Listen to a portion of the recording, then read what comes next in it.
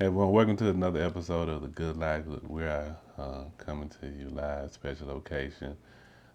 Here with one of my brand new young brothers I met, but a phenomenal guy.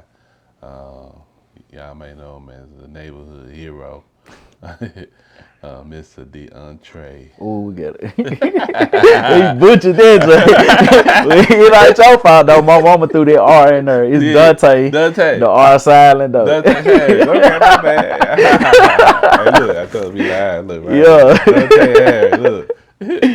I called by the government name and got it wrong. Yeah, it's cool, But my though. boy, Dante Harris, man. So everything's good. How's everything? Man, everything is everything, bro. Yeah, It's yeah, yeah. a Appreciate you blessing coming for out, sure. man. Yeah, yeah, Yeah, yeah, yeah. glad to be here. Man, look. I'm telling you, man. Look, I love just the vibe of everything you carry, man. Yeah. Everything you with. So, if we're talking about, I think you call yourself like a jack of all trades. Yeah. Yeah. So, but you tackle the bag. Like, what was life like for young Dante Harris growing up? Man, I grew up in North Memphis, so Okay. gotta put that out there Right. first. Grew up in North Memphis. I always been involved in like community stuff. Of course, went to Stax, Yeah. Stax Music Academy. Did oratorical at Caldwell Elementary. Okay. Man, just always into some Yeah. playing sports. Yeah. So very family oriented. Like Okay. my family, I wouldn't say it's a big family, Yeah. but we're all like real close. So me, my cousins, my grandma, and then my second cousins, Yeah. and their grandparents all grew up on the same street. And then Okay. right around the corner, my grandma's sister Okay. and her kids and their kids were right around the corner. So Okay. very close knit family. So Okay. was always in North Memphis just running around having Yeah. fun. So this how it was for me. Yeah, that's what's up. What part of North Memphis? Right here, one street over from Manassas is where I grew up on Leaf Street. Okay. So like between Leith and 7th Street, and then Yeah, because I you know know exactly. Caldwell is right there. Yeah. Not the new Caldwell, Guthrie, the Yeah. original Caldwell year-round school, Yeah. where it was literally year-round. I can't remember a time where I was out of school and other schools were out at the same time. So Wow. Yeah. Yup. If you from North Memphis, you know know. where Manassas and Caldwell Yeah. schools are. So that was my area. Yeah. The Scudderfield is what. Yeah, it's gonna be Yeah. definitely. That's what I was about to say. Cause Yeah. that's where my mom grew up at. Yeah, good Yeah, old my mom. Scudderfield. Yeah, my mom went to Manassas. So yeah. They built the new Manassas on top of Scudderfield. So Oh yeah. the True. kids now probably wouldn't even know. Don't even know. Yeah, Yeah. but that's where I was at. Yeah, my mom graduated. Her and Isaac Hayes graduated together. Okay, yeah, Isaac and my grandma always Isaac Hayes, your cousin, Yeah. you know. Right. And my grandma, like my mom is first generation Memphis, so Okay. my grandparents and all of her cousins and family are from Mississippi. Okay. So Yeah. so you know all Mississippi people, everybody your cousin. Yeah. So I don't know if he my real cousin or not, but Hey, that's what my grandma folks say, said. Yeah. Nah, that's what's up. My dad from the SIP, so Yeah. down there, and but my mom always tell me a story about Isaac Hayes. Yeah. He really was that dude. Yeah. He been that dude. Like, Yeah. she was like, he used to be at the talent shows, and girls used to be going crazy. That's live. Yeah, That's live. Yeah. He like he been taking his shirt off all his life. So. All his life. Man. So yeah, I love that though. Just have that part of Memphis, and somebody who's able to reach the world.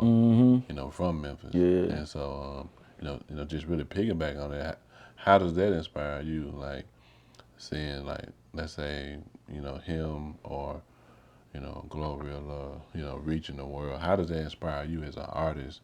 To do what you do. Man.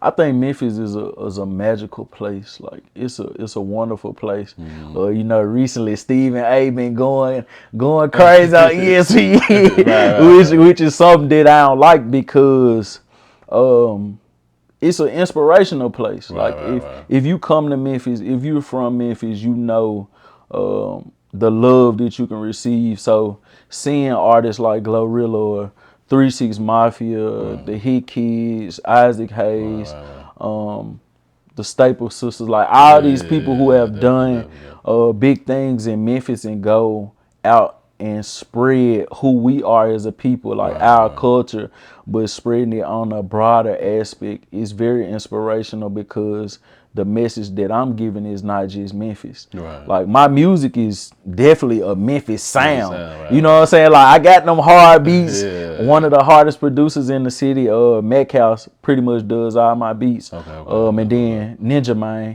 he going crazy, but Yeah. Jesus Christ is my message, you know. Mm. So I want to use my message to inspire people around the world.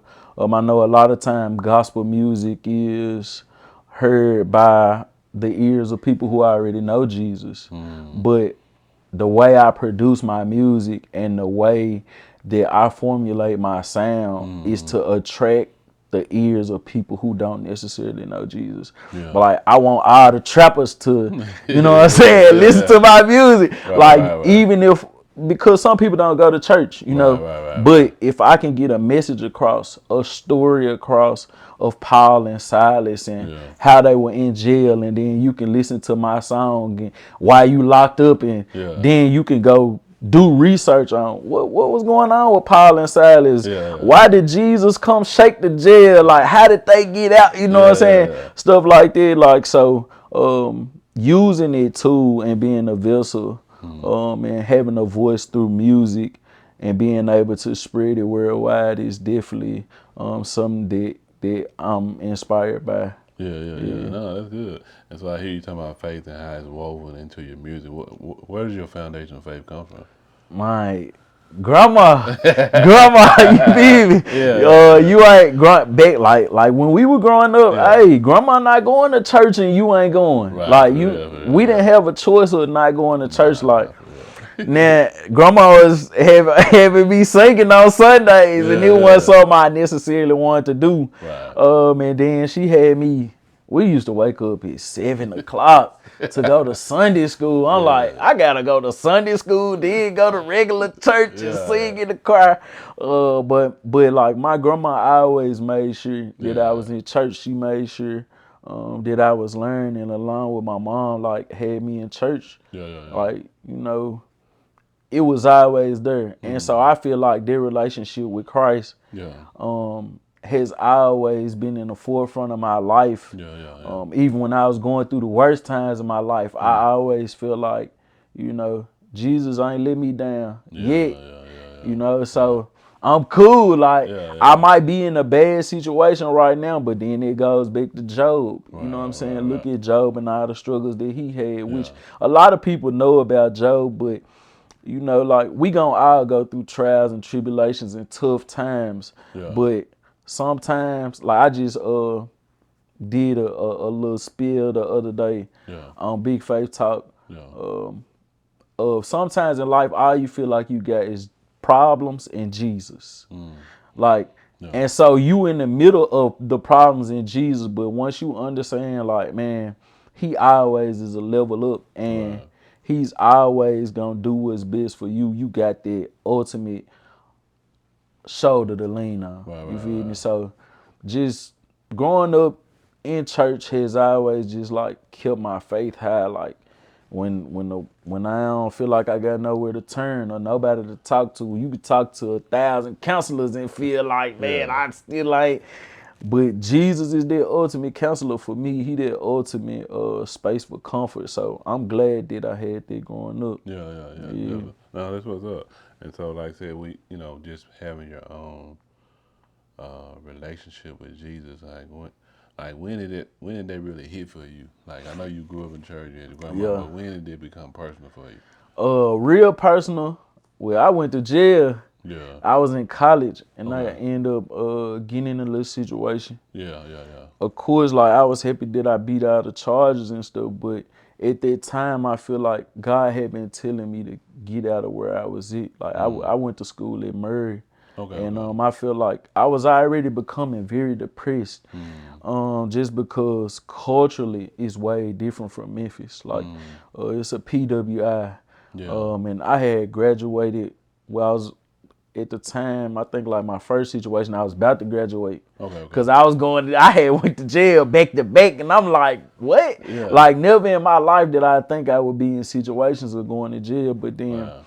once I got there, it was so crazy. It was this guy. He was just a habitual person to go to jail. Like he was a habitual criminal. Yeah. But he was the one who spoke to me and was like, I had been in there a while, but he spoke to me. He was like, "Come here, you know, you got an ask to sit on folks' bed and all that." He like, "You can sit on the bed." So I sat right there, and he was like, "Man, just go read your Bible, and you gonna get out tomorrow." And I'm like, "Wait, like, Wow. read my Bible and get out tomorrow?" I wasn't thinking about no Bible, bro. I'm trying to figure out how to get out of jail, but I ain't thinking about no Bible. Yeah. And then I actually got out the next day. Wow. Of course, I had to, go to court and go through all the Yeah. processes and everything. But Right. there was like a pivotal moment in my life where I knew, like, for one, I got to change who I am. Like, even though I was innocent in the situation, it was just like, my lawyer told me, he was like, it's something about you that got you here, like in this situation. So I had to do some self-reflecting on like my attitude and how I was carrying myself and coming from Memphis, getting mad at the drop of a dime, ready to get active. Yeah. So those were things I had to work on personally. Right. And then also like with my relationship with God, it was like, you can have a relationship, but if you are not doing the work daily, then it really don't matter. It's like you can have a girlfriend or a boyfriend or whatever, but you not actively trying to make your relationship grow. They like when you get married or something, they say you got to keep on dating. You know what I'm saying? It's like Jesus. Like once you hit that water, you know what I'm saying? Y'all basically married. Yeah.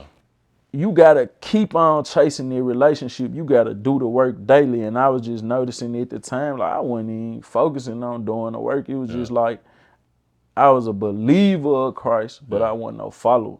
You feel me? Like I'm doing what I want to do every day. So in that moment, I was like, man, I gotta do something different. No, number one, I had to get out of Murray. I had to get out of there. But so like there was a pivotal moment in my life, and it was over almost like 10 years ago. Okay. Yeah, but it was one of them ones for sure. Yeah. So I hear you saying you had to self-reflect and you had to basically, look at yourself in the mirror and say, hey, I need to make some change. How difficult was that? Number one, being a black man. Number two, being from Memphis, and you got to have a certain bravado. Yeah. You know what I'm saying? In Memphis. So how difficult was that for you to kind of lay all that down? Like I don't have to be quote unquote tough guy. Anymore. I'm gonna just go out here and do Dante. Yeah. So I knew where my trauma came from. Like I knew the root problem. Like I grew up, like my mom was married. Yeah. And in this situation, like it was a real abusive situation, which I feel like a lot of kids go through. And then once you go through something traumatic as a kid, you might not necessarily know how to vent. But I was also old enough to know like this is the problem. This is my why. This is why I'm acting like this, why I'm responding this way. And so with that, it was kind of easy for me to be like, I don't want to be this person anymore. Like, I don't want to walk around and be angry and be upset. Because I was a very angry person. Like, going through high school and college, like, people that knew me, they'll probably say,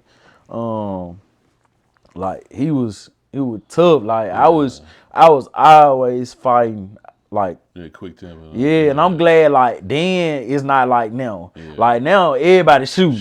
But you know what I'm saying? I'm glad I ain't grow up in this stage of life where you gotta go get a gun and all that. But I was always fighting. I was always angry just because of what I was facing at home.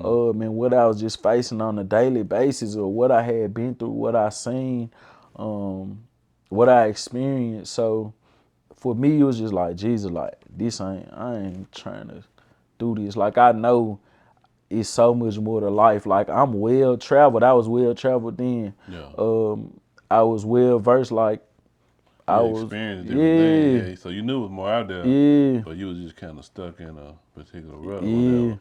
So you just had to make your mind up and say, hey, you know, it's more for me out here, Mm-hmm. and the only way you can get it is to make a change. Yep. Yeah. And so when you left Murray, where did you go from there? When I left Murray, I ended up moving to Nashville for a year, Okay. Okay. and I ain't like Nashville. Yeah. Yeah.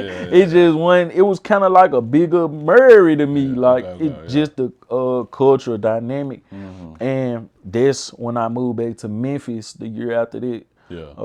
So I had dropped out of grad school, Yeah.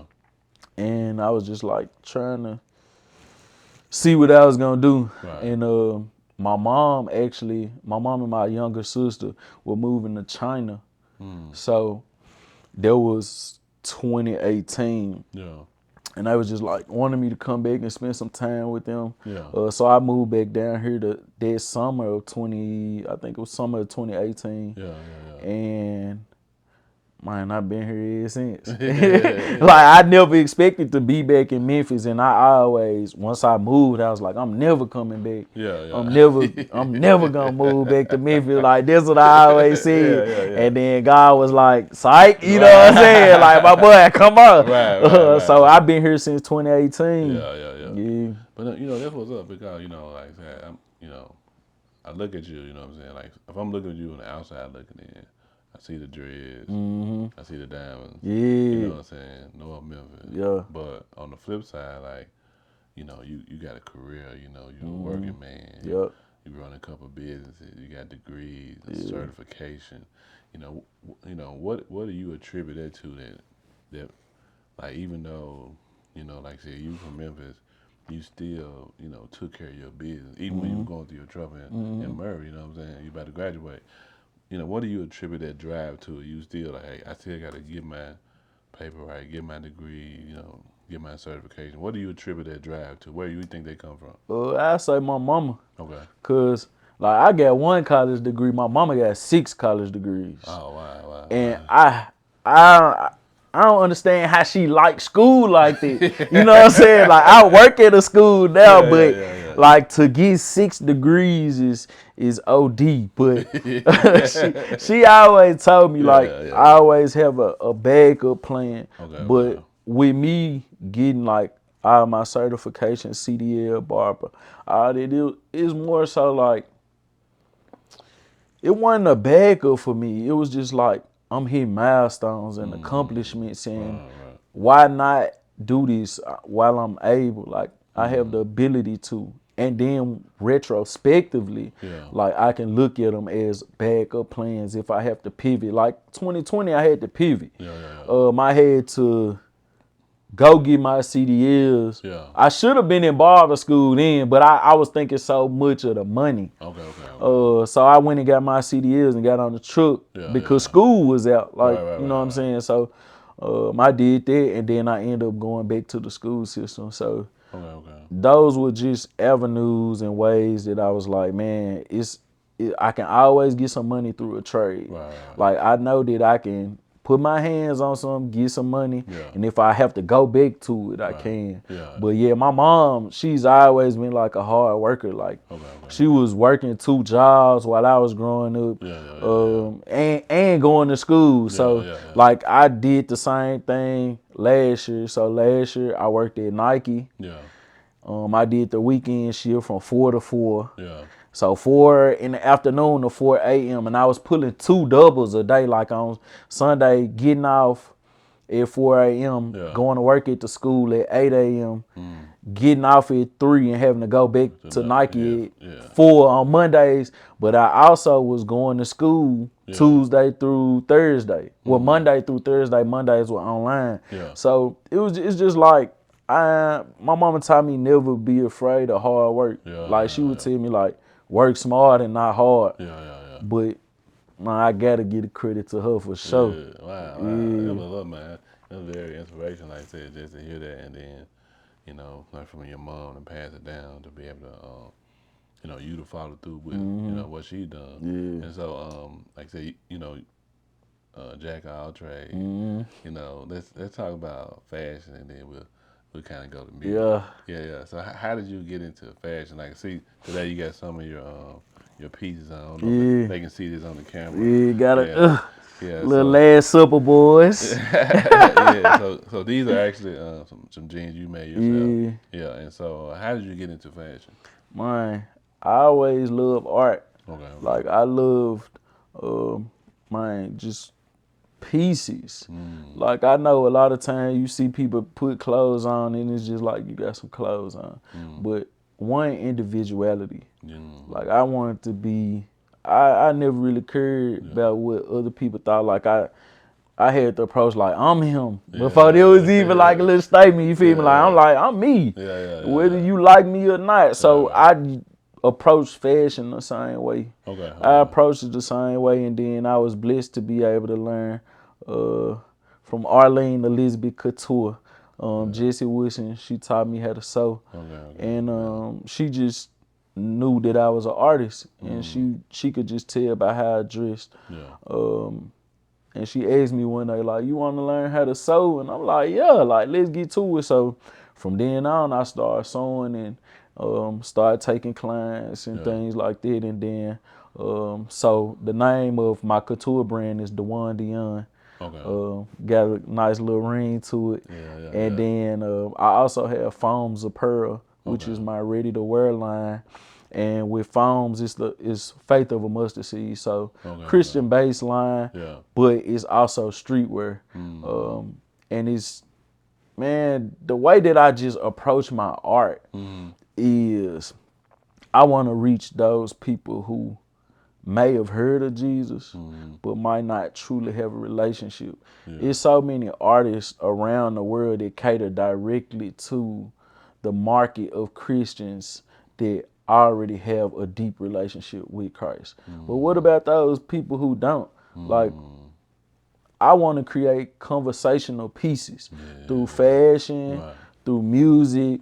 I want people to be like, you know, hey, you know what I'm saying? What you got on, my boy? Like, you hard. Like when people see me dressed in Memphis, so many people be like, you know, they like, dang, you got your boots on the ground, don't it? You feel me? Like, but it's like, there's a way for me to say that, cause I'm like, what you got on? Where you get that from, man? It's hard. And then I get to talk to them, and like you said, be a witness. You feel me? I get to be a witness through fashion. So I want to be different. And as Christians, we called to be different. You feel me? We called to walk a different path and have different conversations and things like that. But with being different, I don't want nobody to be left out, because we also called to be a witness by bringing people in. You know what I'm saying? Being able to put that little Jesus in folks' ear. So. Man, with that fashion, that's how I'm coming. I'm trying to put a little Jesus in your ear with, you know what I'm saying? A little something on it, you feel? Yeah. But it's cool though, like I said, different. And so that's really like powerful, especially like the world we live in, social media, and we got a lot of people trying to be like this person, or I want to, this is my idol. I want to dress like them. Or I want to sound like this person. You talk about the different individuality. How important is that?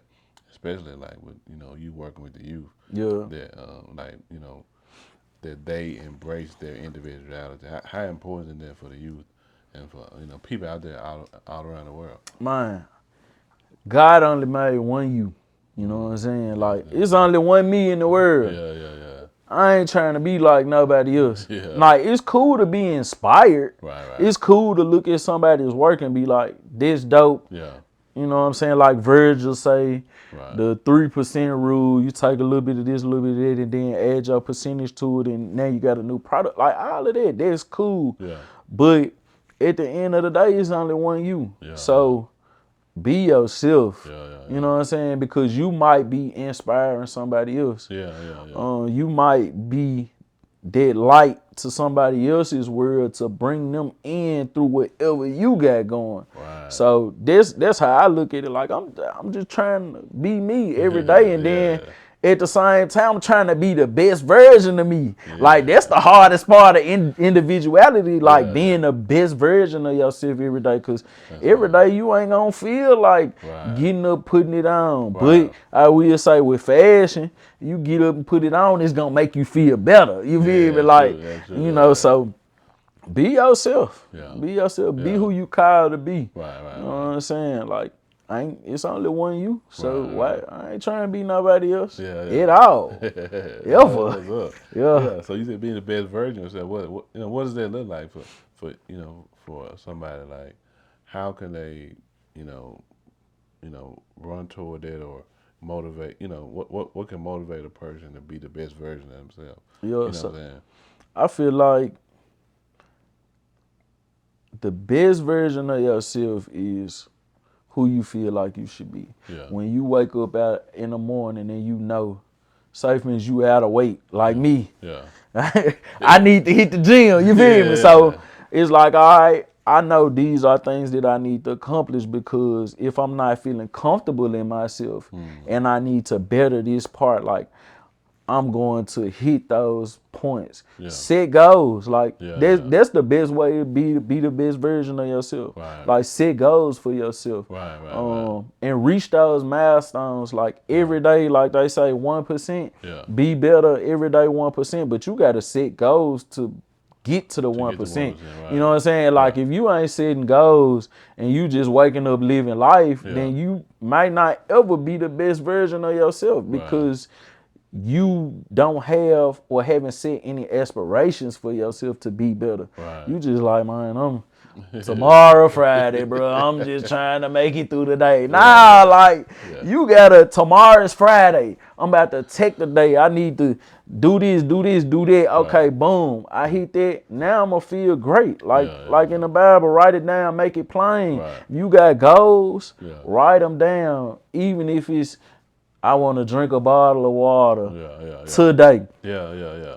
I want to drink 4 bottles of water. Something simple as that. Yeah. Because once you look back on those goals and you've hit those points, you say, dang, I was the best version of me today. Yeah, that's what's up. I did what I set out to do. Yeah. So you take it one day at a time. One day at a time. Hit them man. goals. I think that's important too. Because a lot of times people, like you a dreamer, I'm a dreamer, but you gotta, like you said, hit one goal a day. But a lot of times people would get discouraged because they hadn't seen the full manifestation of their dream, and they'll give up. But like you said, if you set those small goals, small milestones, and you hit those along the way, you know what I'm saying, then you can move forward. Like I said, lose the weight or something. You may want to lose like 50 pounds, but if you say I'm gonna lose a pound a week, you see what I'm saying? You can measure it, and then you can get inspired and say, I actually did that, and keep moving forward. Yeah. So that's good, man. And so, like I said, you got fashion, you got music, and your music is also a witness, to others. Like what inspired you to get into music, like as an artist? Yeah. So back in 2020 pandemic, when I was I wasn't on the truck at that time. Yeah. When it just hit, like I was chilling. I had a little spot downtown. It was like a 10th floor little situation, a little cool little vibe. And I was just kicking it with my cousins.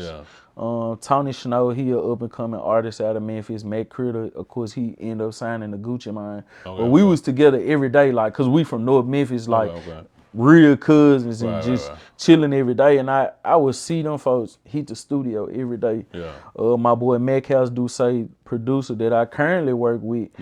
He is their producer as well. So I see them pulling up working every day, but they rapping about stuff that I ain't, you know what I'm saying, my boy. I'm not living that life. You feel me? Y'all my folks, but I ain't living that life. So I can't necessarily rap about what they rapping about. You know what I'm saying? And then fast forward to like this 25, so like 2022, I just started like dabbling in the rap. I always been able to rap. Like my friends, they got a singing group, Bluff City, from Memphis. My boy Rakeem, So I always like wanted to rap. Right, I always loved to write music. right. And then I seen 1K Few. Yeah, I yeah. watched these videos. I'm like, this boy hard. Like, this boy Yeah. hard. And he was fresh. Like, if you Yeah, look it at was. him, Right, right. he He got got that the fact. swag. Like, Yeah, yeah, yeah. yeah, for He sure. Yeah, yeah. real Atlanta. So Yeah, I'm yeah. like, man, he doing this for his city. Of course I can do this for my city. I'm like, bro, I got one of the hardest producers Yeah. who got that Memphis sound. Like, I got Metcalf, I got Ninja Man. Yeah. You know what I'm saying? These folks who want to work with me as Yeah, well. yeah, yeah, yeah. Cause I'm a believer like genuine situations. yeah. Like, you know, a lot of people look at it for the money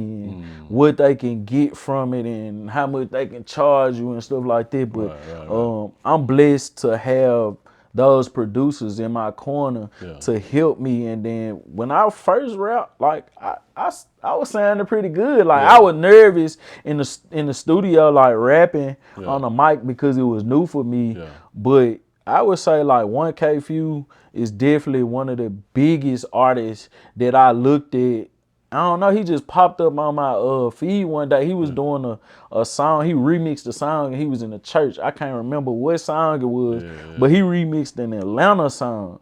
And I'm like, boy, this boy hard.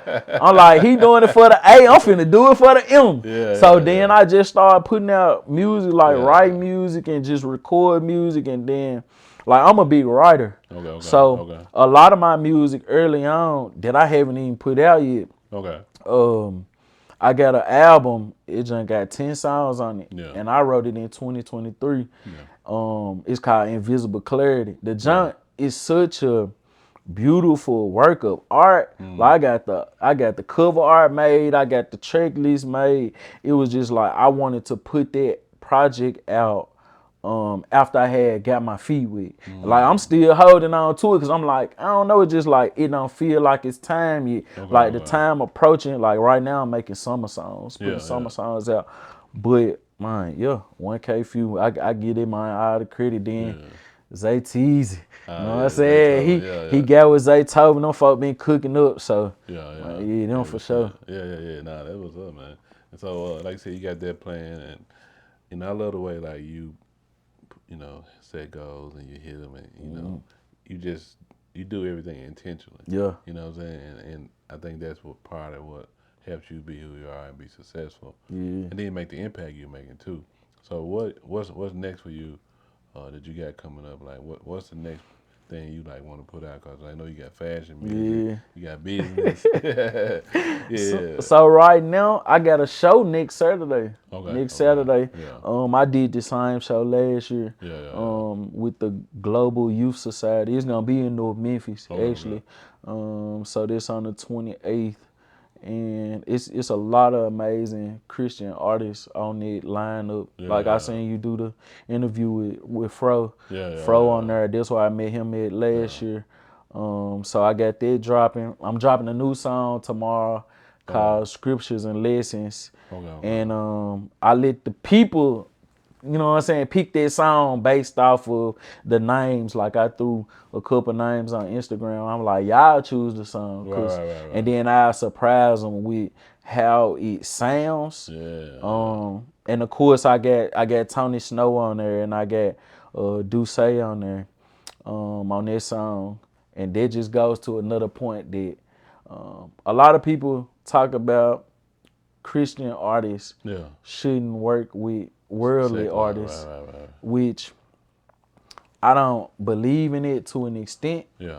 Because what I believe is, as an artist, Christian artist, if it's my song, I'm gonna come in and set the precedence of what we doing and what we not doing. Like we're gonna have some intellectual artistry, integrity. You know what I'm saying? Like I feel like if you work with a secular artist, have some integrity. But like those artists, you trying to reach their fans because they might not know about Jesus. Like I just dropped a song called "Pray for Me," and I was doing my little marketing, and everybody, I kept dropping like "Pray for me," all over social media. So folks like, what wrong with you? And I actually got that from 1K Few. He had a song I think it was called Pray for Pray for Atlanta. Atlanta. Yeah, And I yeah, kept seeing him yeah. do that. But I had wrote the song Pray for Me. That's actually on the Invisible Clarity. I wrote that in 2023, Yeah. but I never dropped it Okay. because just time wise. But like even I had so many of his fans following me. Wow. So many of Tony Snow's fans. He got he got over 2 million streams. So if I can tap in with the secular artists and their fans, Yeah. and you know what I'm saying, because I know some of them folk grew up in church Yeah, too. for sure. Yeah, You feel me? yeah. So just dropping new music. I'm working with a young artist. She up and coming. Okay. I don't even think she's put any music. She just dropped a song. I'm so MEM, and she went viral. Like hit 30K in one day. Wow. Yeah. So I'm working with her. 2K Suede. We got some summer songs coming out. Okay. A little pool party. Where we gonna shoot the video and everything. So I'm just working on music right now. Okay. Trying to focus on music, keep that momentum up, and Keep you pushing know what I'm that. saying. Yeah. I know one more project next week. I'm working with City Councilwoman Michael and Easter Thomas. We're gonna be at Dave Wells Community Center. Okay. Free haircuts and some music. So Yeah. That was up. Yeah. So spell your the neighborhood hero out for them. Yeah. So they can follow you on that part. Yeah, so you can reach me. Neighborhood Hero is NBRHD. Yeah. Okay. This, you know what I'm saying, abbreviated. Yeah. Neighborhood NBRHDHERO. Okay. Yeah. That's on IG and IG, YouTube, Facebook. Okay. And they can look you up on Apple Music. Yo, look me up on Spotify. Apple Music, Spotify, Okay. on all platforms. I got music out, videos out. Okay. Yeah. Yeah, that's good then. Yeah, All right. sir. Well, yo, man, appreciate you coming Yeah, out. sir. Look, man, like I said, we definitely gonna stay tapped in. For You sure. know what I'm saying? Connected for you, with you on everything you got going. Yeah, appreciate it. Yeah, so look, if y'all watching this, make sure you like, share, subscribe, tap into Neighborhood Hero, his music. Check out his IG page. He got his fashion links on there. Like I said, you can get you some of these. Yeah, go get your some, man. Hey, man, say, man. Yeah, do that for us. So look, remember, like I said, there's nothing like living the good life. We'll see y'all later. Peace.